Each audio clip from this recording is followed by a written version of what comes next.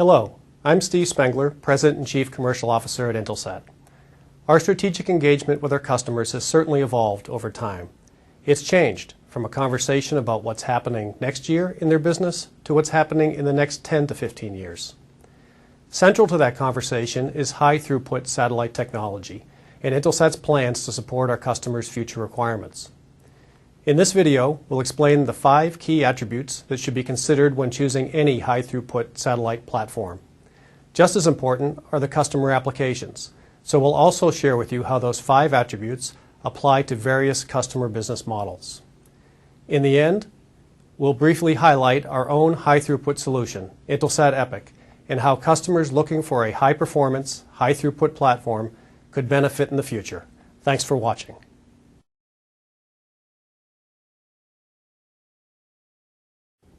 Let's start with a definition. A high-throughput satellite is a satellite that has many times the throughput of a traditional FSS satellite for the same amount of allocated frequency on orbit. As a point of comparison, our Galaxy satellites transmit about 2 gigabits per second total capacity, based on the applications they're serving. Our Intelsat 9 series typically transmit about 4 gigs, a bit more capacity and throughput. These are the typical FSS models. In our definition, high throughput will be multiples of those numbers per second. Another part of the definition is the fact that all high throughput satellites, regardless of the spectrum used, will take advantage of frequency reuse, leverage spot beams to increase throughput, and reduce the cost per bit delivered. Looking at the Intelsat 9 series, transmitting 4 gigabits per second of capacity, you will see 4 zone beams that reuse spectrum 4 times. However, the Intelsat 9 series has no spot beams, so it is not a high-throughput satellite by our definition. When we considered how to design Intelsat Epic, our high-throughput, high-performance platform, we looked at 5 technical elements, or attributes, in order to meet our customers' evolving needs. The first element is throughput, or the total bits transmitted per second. Next is spectral efficiency, which is actually interdependent of the throughput requirements. The third attribute is the coverage. Simply, what is the region that needs to be served with the spacecraft? The fourth is network architecture, which has more variability than the basic star configuration that most HTS designs incorporate. Last but not least is frequency, which takes into consideration both the available bandwidth of the spectrum in C, Ku, or Ka, and the characteristics of the spectrum. All 5 components influence the satellite design. Let's start with the first attribute of HTS, which is throughput. In very simple terms, throughput is the rate of error-free information delivered per second through a satellite channel or bandwidth. That's the number of bits, typically in gigabits per second, transmitted by the satellite. Since we're talking about a satellite that delivers higher throughput, how do we increase the number of bits transmitted per second? Throughput is a function of 2 things: bandwidth of the channel and spectral efficiency of the channel. So one way to increase throughput on a satellite is to increase bandwidth, or how much spectrum we can utilize from a particular orbital location. Think of increasing the size of a pipe that is being used to transmit information to users. In the case of satellites, of course, it's not a physical pipe in space, but a wireless channel. So the size of the pipe is actually the bandwidth available. If there is 500 megahertz of bandwidth authorized to be used for fixed satellite services at a particular longitude, that's the size of the pipe one has to work with. This bandwidth limitation is exactly what high-throughput satellites are designed to overcome. And one way to overcome the bandwidth limitation is to reuse the frequency. 500 megahertz of Ku or C or Ka band can be reused in a number of different coverages. And every time it is reused, the overall bandwidth is increased, which increases the total throughput capability on the satellite. However, you can't think of throughput in the absence of spectral efficiency. Now that the pipe has a size that's defined in megahertz, how many megabits per second can be transmitted through each megahertz? Or put another way, how efficiently are we using the pipe? Ideally, one is looking to transmit as close as possible to the theoretical limit. That is the number of bits per second in a given channel size or bandwidth. Now here is an important point. Increasing the frequency reuse does not necessarily keep the efficiency neutral. Actually, what happens often is, as one increases reuse, then one reduces the ability to achieve maximum efficiency. It's sort of like putting the pedal to the floor. You will push more gas in the car's engine, but your RPM will spike and you'll consume fuel much less efficiently. Sometimes you have to accelerate fast. Other times you can accelerate more gently and therefore more efficiently. In other words, the more efficient you are, the more power you'll have left to exploit. If you start with something that's not very efficient from the user standpoint, you're already at the max, and the users will not necessarily be able to leverage fully the bandwidth you're providing. So when considering the first attribute, there is a trade-off between bandwidth and efficiency.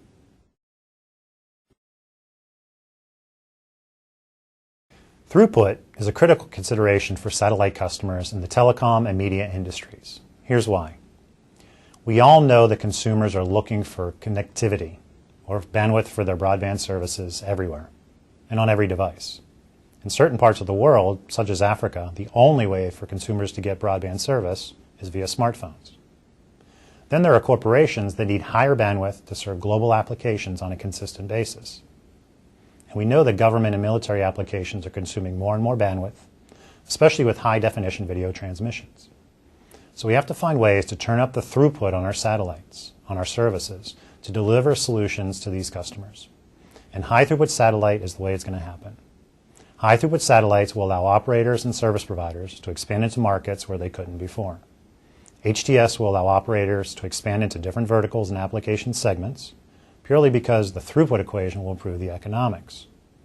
And when the economics shift, telecom and media customers will be able to leverage the traditional advantages of satellite: tremendous reach, quick deployment, mission-critical reliability, security, and control, with the increased opportunity of higher throughput.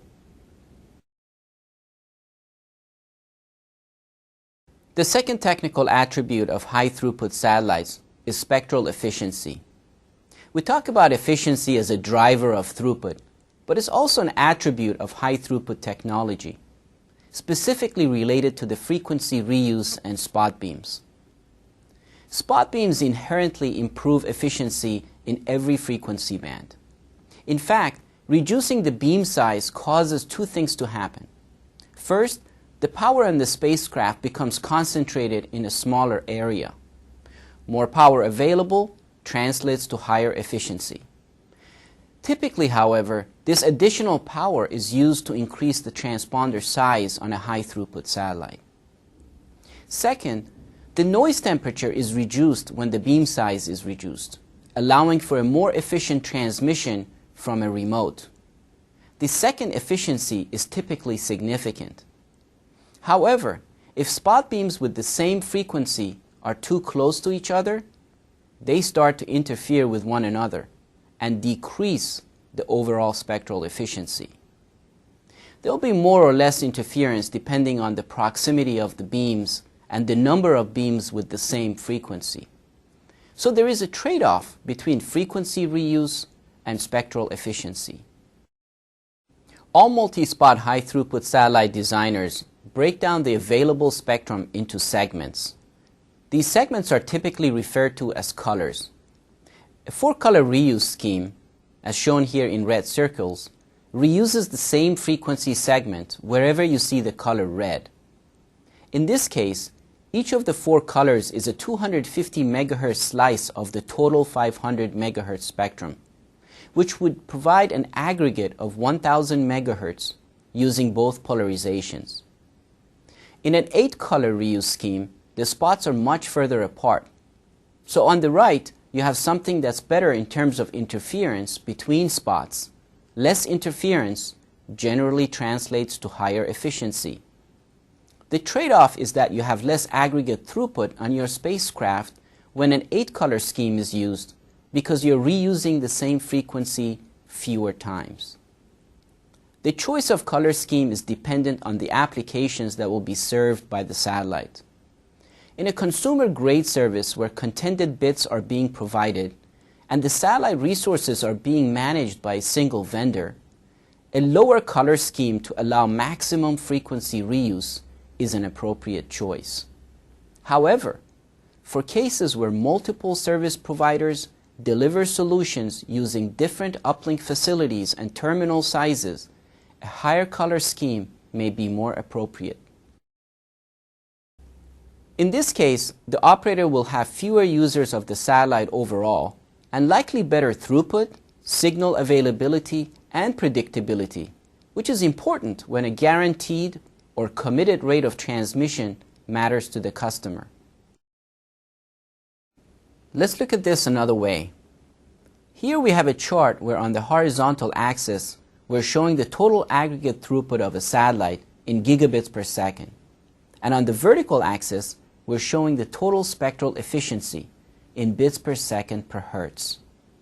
A typical traditional satellite being used for a VSAT network, for example, may be located at this point on the chart, typically lower aggregate throughput with reasonable efficiency. The high-throughput satellite designed for consumer applications is at the other extreme of the aggregate throughput, with efficiencies that may be in that range or slightly higher than the traditional satellite. A high-throughput satellite designed for enterprise applications may opt for higher spectral efficiency and give up on aggregate throughput, as shown here. The selection of the throughput versus the spectral efficiency is driven, amongst other things we've already discussed, by the applications being served. When it comes to the efficiency of HTS, there is a trade-off depending upon the business application. A lower efficiency design is also potentially a higher throughput design from a satellite standpoint. It will optimize the design of shared networks for many users at the lowest possible cost per user. This particular case is typically a consumer application. It is absolutely the right design, the right service level for those kind of applications, delivering very high throughput with lower efficiency. The alternative is a higher efficiency design that will enable a carrier-grade type service, something that a business, government, or media customer may want. Typically, they require a guaranteed or defined amount of throughput for specific mission-critical applications. So while there may be less overall throughput on the satellite, this bandwidth can be utilized for specific end-user applications. These situations are typically where the user absolutely has to depend on a committed rate and service level for their application, such as for network and mobility customers. Regardless of the higher or lower efficiency requirements, a high-throughput satellite is going to be more efficient overall than an FSS satellite. This higher efficiency will create a lower terminal cost, and this is, in general, true for consumer-type applications as well as enterprise applications. The third technical attribute of HTS is coverage. So let's start with the difference between frequencies. The size or coverage of the beam depends on the frequency. Consider a standard spacecraft and take an antenna reflector of 2.5 meters, which is what can usually fit under the fairing of a rocket. In Ka band, this 2.5 meter antenna on the spacecraft will shape a beam that is about 200 miles in diameter. In Ku band, it's about 600 miles that we can shape with the same size antenna on the spacecraft. In C band, it's about 1,000 miles. Ka is a frequency that helps concentrate the power more than any other frequency for a given satellite antenna size. So let's assume that there is a very large territory to cover, such as Africa. Here is a hemibeam that Intelsat would have on the standard spacecraft, not high throughput. If 200-mile Ka spot beams are to be used, a significant number of beams will be required that will surpass the available resources even on the largest of satellite platforms. It's more reasonable to either use larger Ka spots or Ku spots. However, since Ka requires more margin for rain fade, for the larger spot sizes, Ku is more practical. The point here is that if you're going to cover Africa, you can't do it with small size spots like 200-mile spots. So we need to make them larger, say 600-mile spots, to get that kind of coverage. If you do that though, you effectively lose the benefit of the Ka band because now you've made it the same size as Ku. Plus, you've the addition margin of rain fade. If you're going to make these spots larger, then you must consider that you give up the benefits of the frequency that, for instance, Ka could have provided you. From the customer perspective, required coverage is based on their business model and the markets they wish to serve.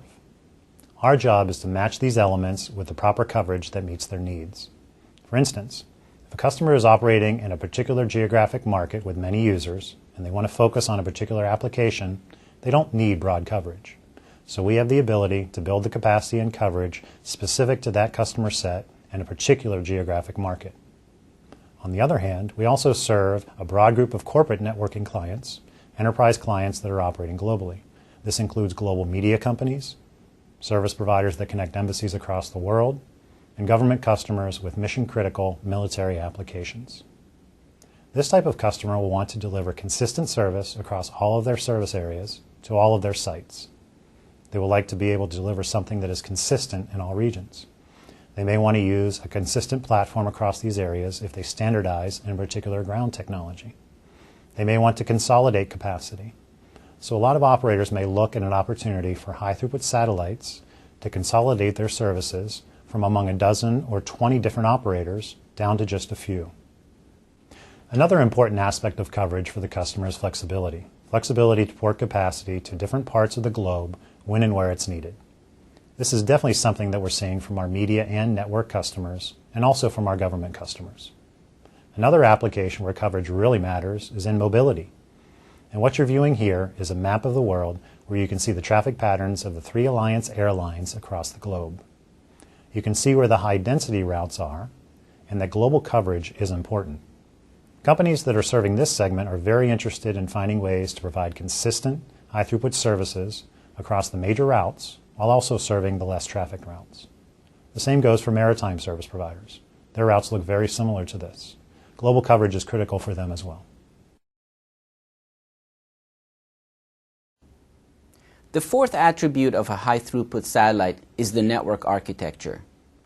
This is a subject that is less often addressed, but is fundamental to what we offer our customers. Open architectures are open from 2 standpoints. The first standpoint is they're open to many network topologies, which are the arrangements of the users relative to the gateway. And they're also open from the standpoint of connecting to different kinds of network technologies on the ground. There are 3 variations of network topologies. You have a certain number of users, and the clusters of spot beams that serve them are user beams. And then you have the connectivity between these users and a gateway, which will, for instance, be connected to the public internet. That's the hub. This is called the star configuration. Every user has to come back to a common point in the network, to the gateway, since there is no connectivity between user beams in the star topology. Most high-throughput systems that will serve consumer broadband are done like this. Now, if the network architecture is open, it's possible for every spot to be connected to every other spot. This is the second kind of network topology, called a mesh topology. The third possible architecture is what we call loopback, where the gateway and the users are in the same region, and the region is covered by a single spot that loops back and forth. If you want to offer that capability, you need payloads that you generally do not find on most high-throughput systems. You need an open architecture for that. The second way that network architecture may be more open or more closed is in terms of what ground technologies it accepts. If your network is such that any user can decide to use any of these terminal technologies in your network, it's an open architecture. If you have to tell your customers that to use a system, they have to use a certain gateway and certain terminals from that system, it's a closed architecture. We also need to consider that we happen to have customers that have their gateways and network technologies in place already. If I have one gateway beam, as in a closed network, this gateway beam works only for customers who happen to have their gateway in this beam. Or they need to use my gateway and I start to manage their service. In an open network architecture, I can bring in my high-throughput satellites, and customers who have their gateways, wherever they are, continue to use them because my beams can handle gateways and users.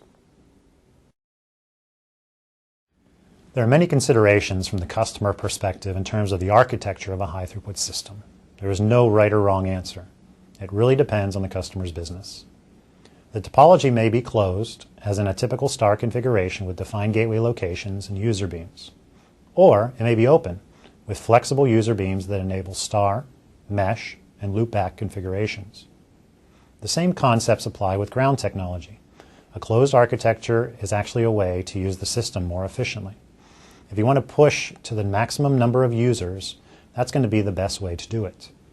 On the other hand, an open architecture is best for customers that wish to have a choice to match the proper terminal technology to the application they are supporting. This is sometimes the case when the customer has legacy technology that they want to incorporate into the ground network instead of replacing it. This also allows service providers to differentiate themselves by leveraging ground platform innovations from an entire industry and not just by one or a few vendors. Now, let me tie a couple more things together as related to open and closed architectures. First, service availability. Typically, closed networks are defined by the satellite network operator. They integrate the design, the ground technology, and the service availability and deliver the services on an aggregate, high-throughput basis across a large population of users. On the other hand, an open architecture allows the customer's network operator to define their network on a committed information rate basis. So they put together the specific network for an end user based on a guaranteed rate of transmission and service availability. Next is throughput. Again, in a closed environment, the high aggregate throughput from the satellite will be shared across many users. In an open environment, it's possible to deliver very high throughput to the individual user terminals. The distinction here is in terms of the delivery of the service to the end customer. There certainly are applications that are better suited to a closed network architecture, and those that are better suited for open network architectures. For closed networks, applications primarily include consumer broadband, some mobility, and specific trunking services. An open architecture is better suited for enterprise-grade applications, such as corporate networks, cellular backhaul, government, and military services, along with higher-end mobility services where high performance is required. The fifth technical element of a high-throughput satellite is the spectrum. Our view is that high-throughput satellites can be developed in any frequency band. So how do we select the frequency? Availability and access to spectrum is the first criteria. Most high-throughput satellite providers use Ka-band because it's all that is available to them. The second criterion is the atmospheric conditions in the regions that's being served. For instance, during rainy conditions, C-band signals are least impacted. Ku is impacted more, and Ka is impacted the most. In certain regions, such as the Middle East, or large areas of the US for that matter, that's not a big differentiator. In Southeast Asia, this is certainly a key consideration. For geography that is relatively small and dry, for example, Ka is the best way to concentrate power and provide throughput to the users. The third criterion for frequency selection is the availability of an existing infrastructure.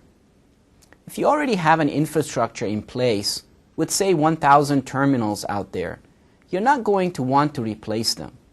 Rather, you'll want a solution that uses a spectrum that won't require significant additional CapEx to implement.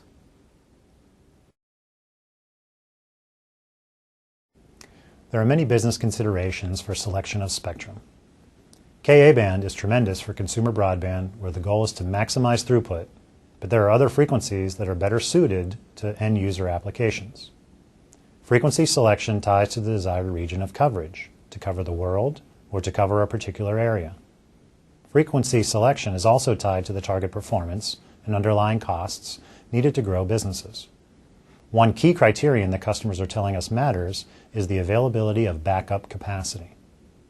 If you're a corporate networking customer or a government customer, you want to make sure that if there are any issues, you have alternatives in the same frequency band, so you don't have to change out your ground equipment. Customers must consider existing networks that are deployed today in particular frequency bands. Customers have invested millions of dollars in these platforms. They want to be able to leverage those investments over the long term. So the frequency band they choose is very important. And finally, there is the availability of spectrum to consider. Some satellite operators have made decisions based on what is available to them, what they have rights to, which points them to a particular frequency band. Others have multiple frequency bands to choose from. Now that we have given you the big picture of high-throughput technology, let's take a final look at how Intelsat is putting high-throughput satellites to work for our customers. We designed the Intelsat Epic platform in close collaboration with our customers, a process that evolved over the course of several years. We were only able to do this through understanding their plans for growth and how we could support their unique application requirements into the future. From those discussions came Intelsat Epic, our high-throughput, high-performance platform that attracted premier customers, leaders in their industries, as soon as it was unveiled. We designed a multiple-band, open architecture system so that we can serve customer applications across a variety of business lines. It is designed with resiliency and security. This is absolutely essential for our customers, and so we're working very hard to make sure that as we develop it, we build in critical elements for their mission-critical applications. And finally, Intelsat Epic will deliver a lower cost per bit to our customers. When you combine that with the open architecture of this network and its backwards compatibility, we're delivering to our customers a lower total cost of ownership so that the economics and all of the advantages of our high-performance satellite platform will help drive their business into the future. We're excited about what Intelsat Epic represents, not just for our customers, but for the overall industry. Thank you for taking the time to join us today.